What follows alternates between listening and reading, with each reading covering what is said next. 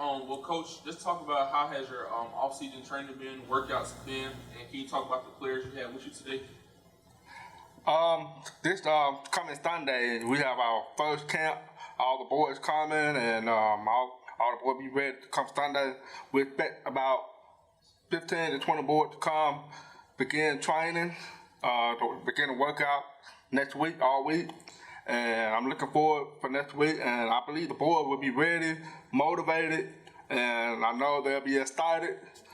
These young men right here, we got Chris, William, and over here we have Damien from ASD. So I know these guys are excited to be here.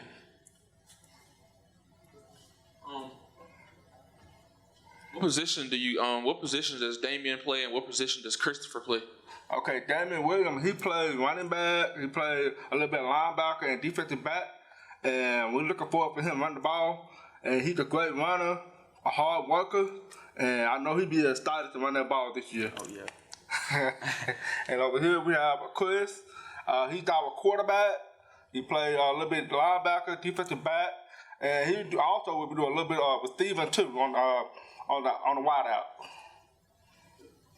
Coach, what about the upcoming season for SD? I mean, I know you guys travel a lot. I say I know you do. I've seen where you travel a good bit to different places and so forth. But what about in-state schools that you're going to play, and then maybe some of the out-of-state games that you're going to have to travel for? Well, I know the first game we played Texas School for the Deaf. They're coming here, and they're going to play against us on the first game. We know Texas, they won the state championship 2 or 3 years ago, and we are very excited to play against them. We know that they're a tough team, and I know the first going to be a good fight, and we are excited to play them. Also, we have teams that coming here. We have Mississippi. They're going to play against South Carolina. And then during that day, September 9th, with the doubleheader. And during the doubleheader, we will have our school against Oklahoma on the same day with the doubleheader. And I know our kids be excited to play against them. And we're looking forward, really for their school to play here. And then also we have another team that coming here. We'll play South Haven. They're from Tennessee. And we're looking forward for that team. They're from out of state. And also we have a team from Grace Baptist. Grace Baptist. Yeah, Grace Baptist. They're from Chattanooga, Tennessee, and they won the state championship 2 years ago. And they're a tough team, and we want to play a tough team this year. And we're excited about that. And then I know the last game we're going to be flying out to California, and we play California Fremont, and that's going to be a tough team, and we're looking forward for that team too. Now, I know in the past, from time to time, you guys have played 11-man football. Yes. You've also played, correct me if I'm wrong, but 8-man football. Good stuff. What does it look like for this year? Is it 11, 8, or will it depend? All our games will be 8-man game. We're not playing any 11-man football this year. We just play 8-man football. What is it like to? Personally, I've been covering high school football on the radio for 40 years. I've never seen an 8-man football game. What is it like to coach these guys? Obviously, it's got to be a little bit different because you're 3 players short than a normal 11-player team. But what is it like to coach and put that product out on the field? Well, yes, it's different, and foremost, we know that our football field is going to be looking different. It's a little smaller and not long, but it's still going to be 100 yards. But the width is going to be coming in. And then also we have 8-man. Really, it's 8-man. We got 2 receivers, and we got a small group of linemen, maybe 4 linemen, and just 3 players out the game. And then it's almost like 11-man, but it's 8-man. So, but 8-man really look different, but it's excited. But I know I know the kid would like to play 8-man, but it just look different. I know a lot of times I referee on the side too, and we have in our association we actually have an 8-man football team that we actually are contracted to referee for, Right. and a lot of those games are real high scoring. Do you see that in what you do on a week-to-week basis playing 8-man football with what y'all are doing? Well, yeah, it's a lot of scoring.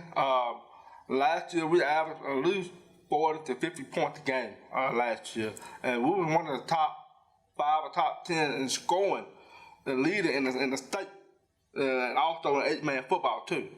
So I mean, the kids that started about playing 8-man, and then yes, it's different and high scoring, but you still have to stop the man on defense, and then you have to score on offense. Both the things like 11-man too. So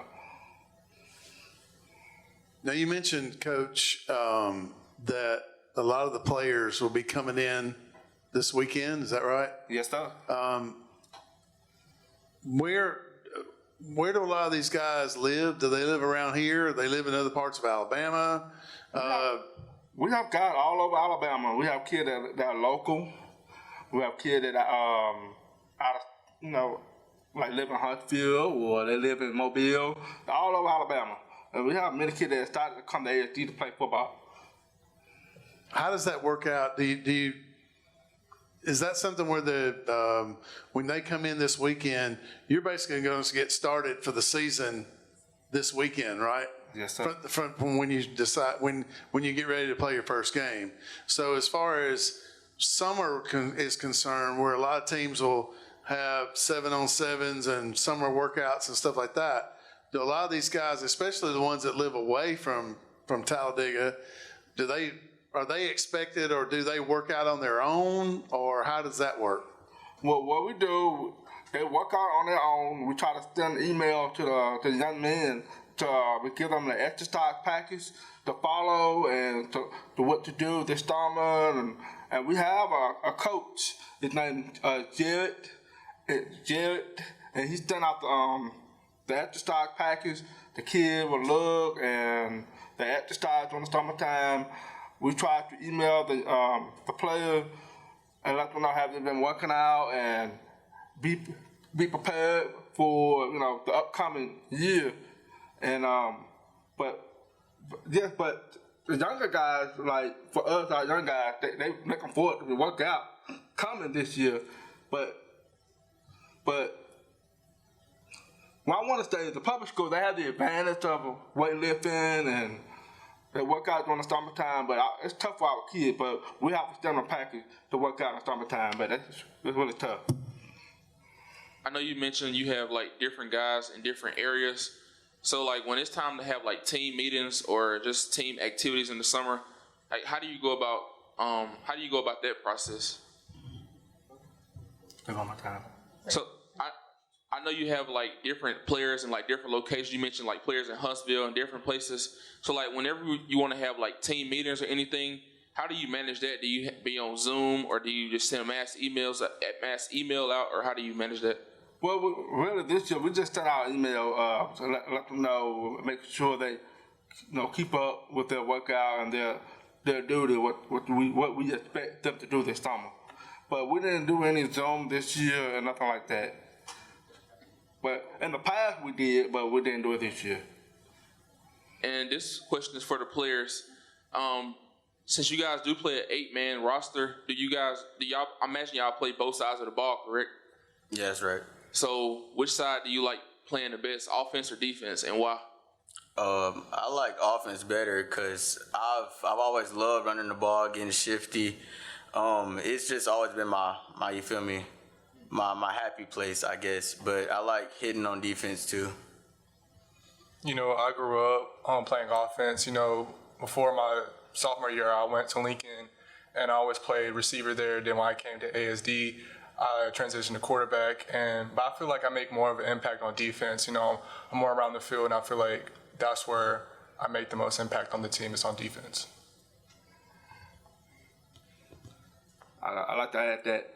I know Damian, I mean, he did a lot of improvement at running the ball last year. We were impressed at running the ball. And I was looking forward, he ran that ball, he scored his first touchdown, and I was like, oh my God, these guys can play. And then he really improved. And Damian really the first group that came to integrate with our football team. We was in 7th grade. And he was this tall right here. And then he was small, skinny ball. And now he's tall, he's big, and I know I'm looking for him running that ball. And he's a tough kid. And I know Chris, I mean, wow, he gotten bigger this year. I can tell he's been working out. And he told me a lot what he did this year over the summer. And he gotten bigger, and I'm starting him to play quarterback. And I'm looking forward for him to play.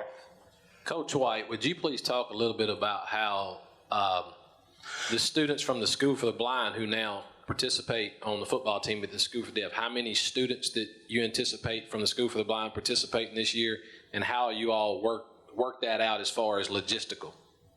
I expect at least 5 players come from ASB, at least 5. And last year, we know we have 3 starters on our defense and offense from ASB to play with us, and they're tremendous players. We try to find ways to get the boys to come from here to ASD to play football, to practice, back to the campus, but other than that, it's a smooth transition, and so far it's been fine, with no problem. This question is for the players. This question is for the players. Chris, you mentioned you had been at Lincoln and now have been to ASD. Obviously, Lincoln, they play 11-man football. Do you prefer 11-man or 8-man football? I'm pretty sure any football fan would say they prefer traditional 11-man football, but, when I transferred to ASD and they told me they were downgrading to 8-man football, I thought, come on, is this a joke? But once you start involving yourself, you're practicing, and then once you go start a game, you really get into it, it's the same concept, You're out here making plays, touchdown is still 6 points, field goal still 3 points, all the same rules. You just have to really be into it. Football's football. Right. Damien, what about you? Did you ever play 11-man, or have you always played 8-man? I played with the little rec league 11-man, and I played 11-man at ASD my first couple years, right. But I feel like 8-man's more action-packed, I guess. There's less blocks on the field, more hidden, more opportunities, and a smaller field, so they get less space to run. It has its disadvantages, but I feel like it evens out. So I like it a little bit more than 11-man, I'm sorry. Coach, another question about, you mentioned the field. You said it's 100 yards long, but I'm assuming that it's not as wide. It's not, 55? How wide is the field normally? I know it's 100 yards, but I can't really tell what the width. We have to measure. We measure our football field. Okay. And we follow the rules on the paper of 8-man football. And I just know that the out-of-bound line that comes in, maybe close to the numbers in the middle of the field, and that's how we measure it based on that. So it's probably about 40 yards wide, maybe? Maybe about 40 by 100. Okay. Again, I've never seen an 8-man football game, so you're teaching me something today that I've never heard before. Well, come on out. Well, I might have to do that. Come on out and watch us play. I mean, it could be a starter this year. I mean, we got a lot of good teams that going to play against us. We want y'all to come and watch our game. And we excited about this year. Really excited for 8-man, really. And it's going to be a tough schedule. It's going to be a dog fight. And it's going to be a real good game.